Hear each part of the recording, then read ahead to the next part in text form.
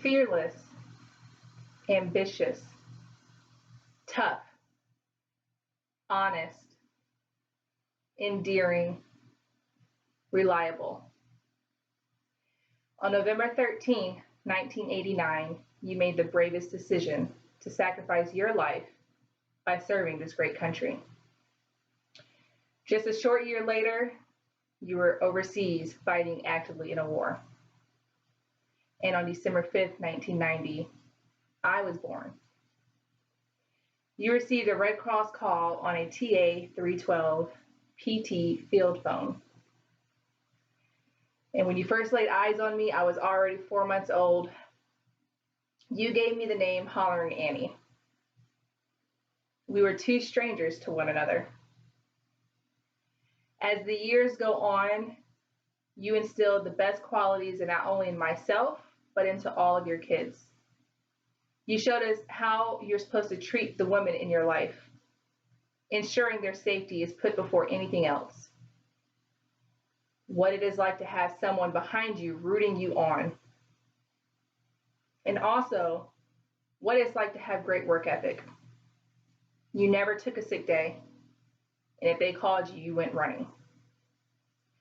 You would say, give the world the best version of yourself. Never give up.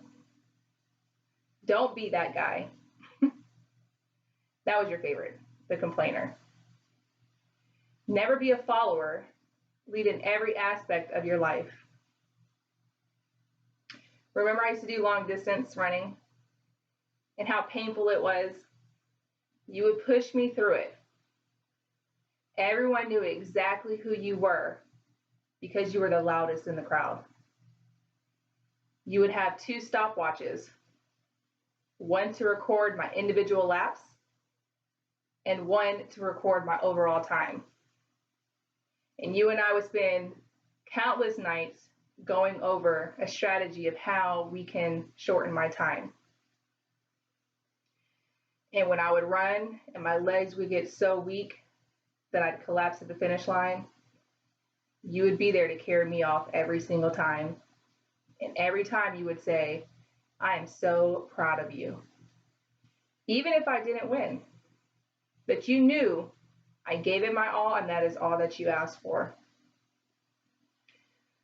On June 28th, 2009, that was the day that I decided to follow in your footsteps.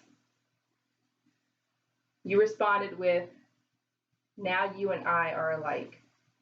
We can speak the same language. When I graduated from military training, you were so proud of me. Out of all four of your kids, I was the most similar to you. And throughout my time in the military, I had both happy moments and sad moments. You were always the first person that I would call. And you exceeded the lines of expectations and guided me through every obstacle that I had came across. On December 7th, 2010, you were once again overseas, fighting an active war. That was the day that you had your first grandson born.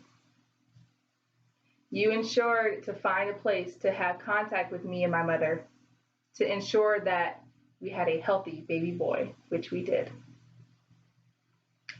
And from that day on, even though you were over 800 miles away, you were his father.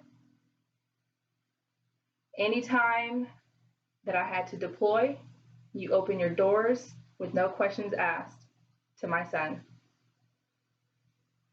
Anytime I had military training, your doors were once again opened.